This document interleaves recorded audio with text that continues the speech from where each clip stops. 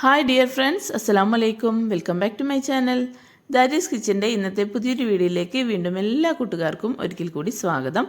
ഇന്ന് ഞാൻ വന്നിട്ടുള്ളത് എന്നത്തെയും പോലെ തന്നെ ചില കുഞ്ഞു കുഞ്ഞു ടിപ്സുകളൊക്കെ കളക്ട് ചെയ്തിട്ട് തന്നെ കേട്ടോ. അപ്പോൾ വീഡിയോ എല്ലാവരും സ്കിപ്പ് ചെയ്യാതെ ഒന്ന് കാണാൻ ശ്രദ്ധിക്കുക. അപ്പോൾ നമുക്ക് നേരിട്ട് വീഡിയോ കണ്ടിട്ട് വരാം. അപ്പോൾ ഫസ്റ്റ് ടിപ്പ് ഞാൻ കാണിക്കുന്നത് നമ്മളെ കിച്ചൺ സിങ്കിലൊക്കെ ഇതേപോലെ ഓരോ പ്രാണികളൊക്കെ വീണ് കിടക്കല്ലോ. നമ്മൾ രാത്രിയിൽ കിച്ചണിലെ ജോലികളൊക്കെ കഴിഞ്ഞ് പോയി കഴിഞ്ഞാൽ നമ്മൾ രാവിലെ മോർണിംഗിന് കിച്ചണിലോട്ടേക്ക് വരുന്ന സമയത്ത് ഈ ഒരു സിങ്കിൻ്റെ ഈ ഒരു സീവിലുണ്ടാവും പിന്നെ എന്താ പറയുക, പല്ലി, കൂറ, പഴുതാരൊക്കെ ഇങ്ങനെ വീണ് കിടക്കുന്നത് കാണാൻ പറ്റും. പല്ലിയൊക്കെ വീണ് കഴിഞ്ഞാൽ അവർക്ക് പെട്ടെന്ന് എണീറ്റ് പോകാൻ പറ്റാതെ വഴുക്കി അതിൽ തന്നെ വീണ് കിടക്കും. അപ്പോൾ നമ്മൾ എന്താ ചെയ്യുക, രാത്രിയിൽ ഇതേപോലെ കുറച്ച് കല്ലുപ്പ് ഇട്ട് കൊടുക്കുക കേട്ടോ. ഈ ഒരു സീവിൻ്റെ ഉള്ളിലോട്ടേക്ക് കുറച്ച് കല്ലുപ്പിട്ട് കൊടുക്കുക, പിന്നെ കുറച്ച് മഞ്ഞൾപ്പൊടി ഇതേപോലെ ഇട്ടുകൊടുത്താൽ മതി. എന്നാൽ നമുക്ക് ഈ ഒരു സീവിൻ്റെ ഉള്ളിലൂടെ വരുന്ന എല്ലാ പ്രാണികളെയും നമുക്ക് കിച്ചണിൽ നിന്നും തുരത്തി ഓടിക്കാനായിട്ട് പറ്റും കേട്ടോ. അപ്പോൾ എന്തായാലും ഈ ഒരു കുഞ്ഞു ടിപ്പൊന്ന് ചെയ്ത് നോക്കുക. കല്ലുപ്പിനും അതേപോലെ മഞ്ഞൾപ്പൊടിക്കും ഒരുപാട് ഗുണങ്ങളുണ്ട്. അപ്പോൾ നമ്മൾ ഇതേപോലെ ഈ ഒരു സീവിൻ്റെ ഉള്ളിൽ ഇട്ട് കൊടുക്കുന്ന സമയത്ത് ചെറിയ തരം പ്രാണികളും പഴുതാര, കൂറ, പല്ലി ഇവകളൊക്കെ നമുക്ക് കിച്ചണിൽ നിന്നും ഓടിക്കാനായിട്ട് പറ്റും കേട്ടോ. അപ്പോൾ എന്തായാലും ഈ ഒരു ടിപ്പ് നിങ്ങൾ ചെയ്തെടുക്കാൻ മറക്കരുത്. എല്ലാവരും കിച്ചണിലും ഉണ്ടാവുന്ന രണ്ട് ഒഴിച്ചുകൂടാൻ പറ്റാത്ത രണ്ട് ഇൻഗ്രീഡിയൻറ്റ് മാത്രം മതി നമുക്കിത് ചെയ്തെടുക്കാനായിട്ട് കേട്ടോ. അപ്പോൾ എന്തായാലും ഇതൊന്ന് ചെയ്ത് നോക്കാൻ മറക്കരുത്. ഇനി നമുക്ക് ഇന്നത്തെ നെക്സ്റ്റ് ടിപ്പ് എന്താണെന്ന് നോക്കാം. അടുത്ത ടിപ്പ്, നമ്മൾ കിച്ചണിൽ ഈ ഒരു ഗ്യാസ് സ്റ്റോപ്പിലെ ജോലികളൊക്കെ കഴിഞ്ഞാൽ ആകെ അലങ്കോലമായിരിക്കും അല്ലേ. അതേപോലെ തന്നെ ഗ്യാസ് സ്റ്റോപ്പിൽ എന്തെങ്കിലും മീനൊക്കെ വറുത്ത് കഴിഞ്ഞാൽ ഒരുപാട് മെഴുക്കൊക്കെ ഉണ്ടാവും, അവിടെയും ഇവിടെ തെറിച്ചതൊക്കെ ഉണ്ടാവും, ടൈലിലും ഗ്യാസ് സ്റ്റോപ്പിലൊക്കെ ഉണ്ടാവും. അപ്പോൾ നമുക്ക് അതൊന്ന് കഴുകി കളയാൻ വേണ്ടിയിട്ട് ഇതാ കുറച്ച് പൗഡർ മാത്രം മതി കേട്ടോ. ഡിഷ് വാഷോ സോപ്പോ സോപ്പും പൊടിയോ ഒന്നും പതേൻ്റെ ഒന്നും വേണ്ട. ഇതേപോലെ കുറച്ച് പൗഡർ ഇട്ട് കൊടുക്കുക. എന്നിട്ട് ഒരു കോട്ടൻ്റെ തുണി വെച്ചിട്ട് നന്നായിട്ടൊന്ന് തുടച്ചെടുക്കുക കേട്ടോ. ഇതേപോലെ നമ്മൾ തുടയ്ക്കുന്ന സമയത്ത് എന്തൊരു മെഴുക്കുണ്ടെങ്കിലും വേഗത്തിൽ തന്നെ നമുക്കത് പോക്കി കിട്ടാനായിട്ട് പറ്റും കേട്ടോ.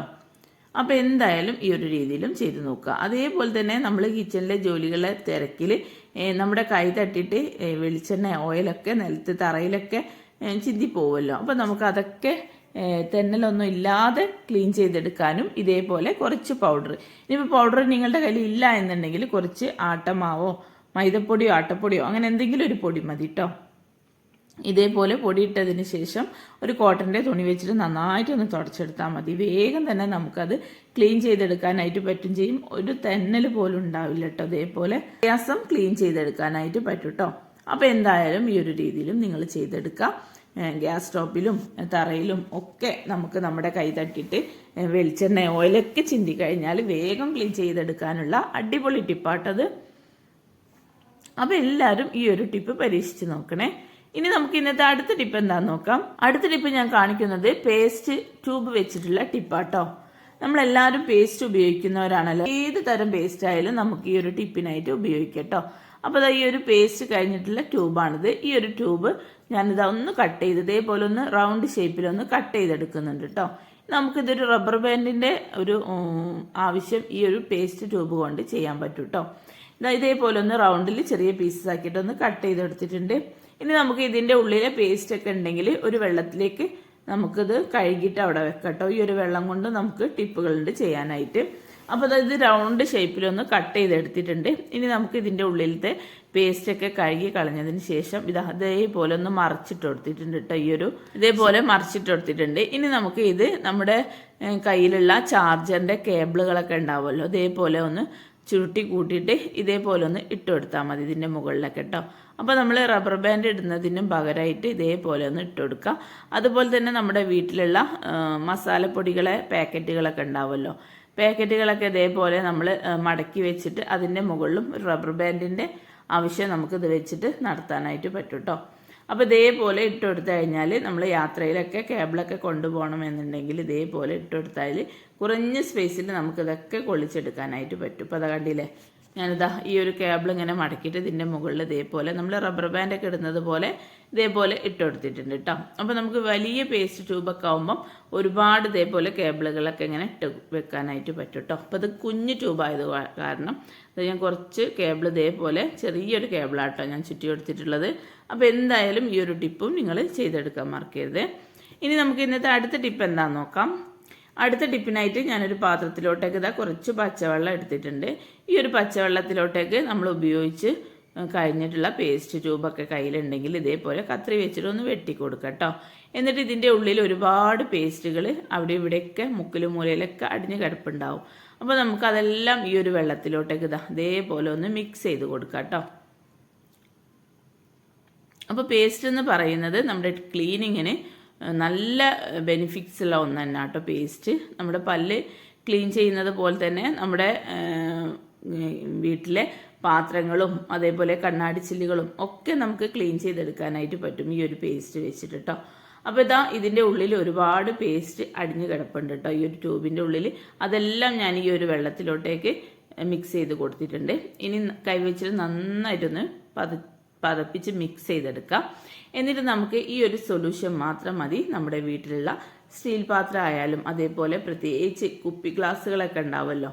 കുപ്പി ഗ്ലാസ്സുകൾ നമ്മൾ എടുക്കാത്ത കുപ്പി ഗ്ലാസ്സുകളൊക്കെ ആകുമ്പം ഒരുപാട് എന്താ പറയുക പൊടിയൊക്കെ പിടിച്ച് കിടപ്പുണ്ടാവും. അത് മാത്രമല്ല നമ്മൾ കുഴൽക്കിണറൊക്കെ ഉപയോഗിക്കുന്നവരാണെങ്കിൽ ആ ഒരു കുഴൽക്കിണറിലെ ഒരു മഞ്ഞക്കറയുള്ള വെള്ളമൊക്കെ ഉണ്ടെങ്കിൽ മഞ്ഞക്കറയൊക്കെ വെള്ളം ഉണ്ടാവുമല്ലോ.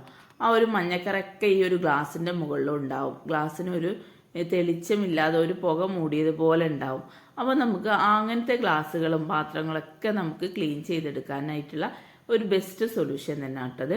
അപ്പോൾ ഞാൻ കുറച്ച് കുപ്പി ഗ്ലാസ് എടുത്തിട്ട് ഈ ഒരു വെള്ളത്തിൽ ഇതേപോലെ ഒന്ന് മുക്കി വെച്ചെടുത്തിട്ടുണ്ട്. എന്നിട്ട് നമുക്ക് കൈ വെച്ചിട്ട് തന്നെ ഒന്ന് ഇതേപോലെ ഒന്ന് റബ്ബ് ചെയ്ത് കൊടുക്കാം കേട്ടോ. ഇതിലേക്ക് സ്ക്രബ്ബറോ അല്ലാതെ സ്പോഞ്ചോ ചകിരിയോ ഒന്നും വേണ്ട, പിന്നെ ഡിഷ് വാഷോ അങ്ങനെ ഒന്നും വേണ്ട. ഈ ഒരു പേസ്റ്റ് വെള്ളം മാത്രം മതി കേട്ടോ.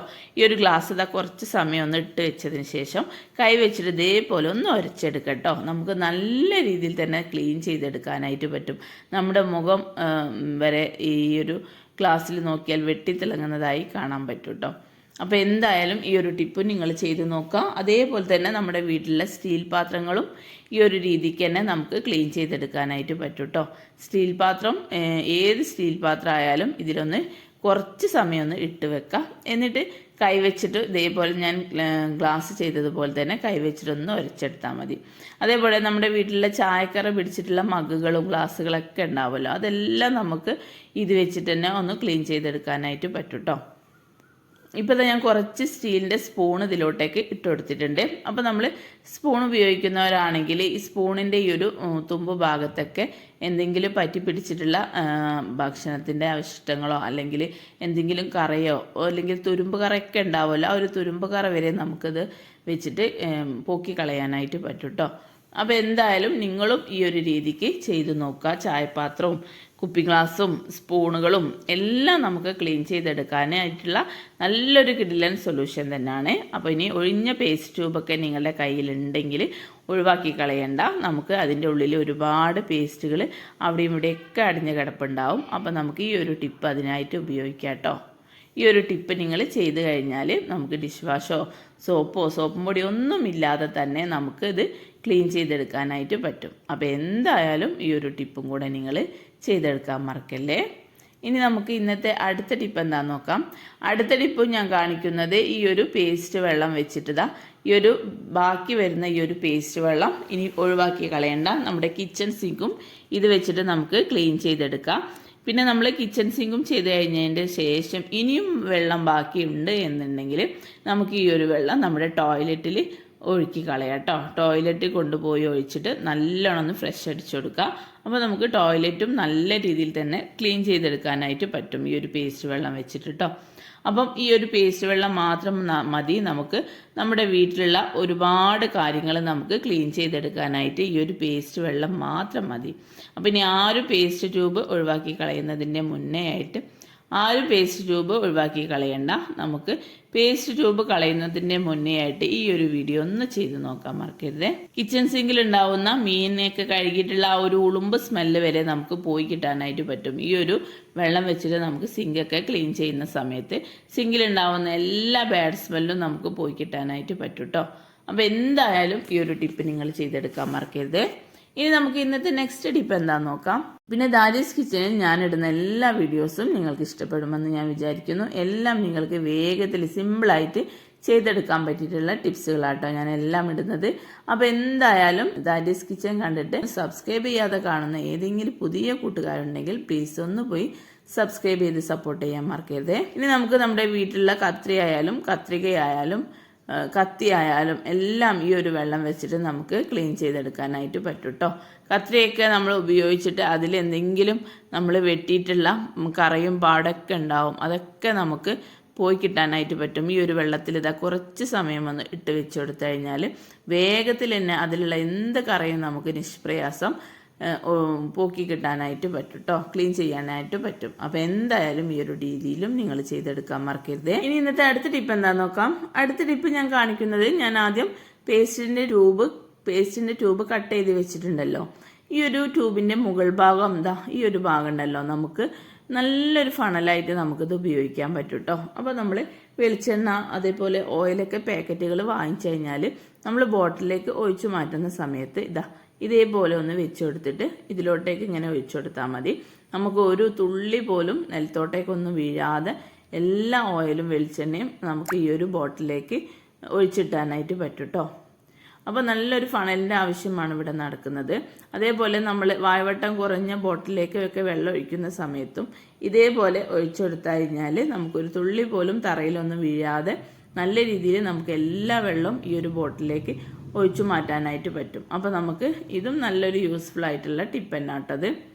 അപ്പോൾ എന്തായാലും ഈ ഒരു രീതിയിലും നിങ്ങൾ ചെയ്തെടുക്കാൻ മറക്കരുത്. നല്ലൊരു ഫണലിൻ്റെ ആവശ്യം തന്നെയാണ് ഇവിടെ നടക്കുന്നത്. അപ്പോൾ ഇത്രയല്ലോ ഇന്നത്തെ എൻ്റെ കുഞ്ഞു കുഞ്ഞു ടിപ്സുകൾ. അപ്പോൾ ഇതിൽ ഏതെങ്കിലും ഒരെണ്ണമെങ്കിലും നിങ്ങൾക്ക് യൂസ്ഫുൾ ആവുമെന്ന് ഞാൻ വിചാരിക്കുന്നു. വീഡിയോ ഇവിടെ വൈൻഡപ്പ് ചെയ്യാൻ പോവാണ്. അപ്പോൾ ഇത്രയും നേരം എൻ്റെ വീഡിയോ കണ്ട് സപ്പോർട്ട് ചെയ്ത എൻ്റെ എല്ലാ പ്രിയ കൂട്ടുകാർക്കും ഒരു പ്രത്യേക താങ്ക്സ്. അപ്പോൾ ഇനി അടുത്ത പുതിയ വെറൈറ്റി വീഡിയോ ആയിട്ട് വീണ്ടും നാളെ കാണാം ഇൻഷാ അല്ലാഹ്. Thank you.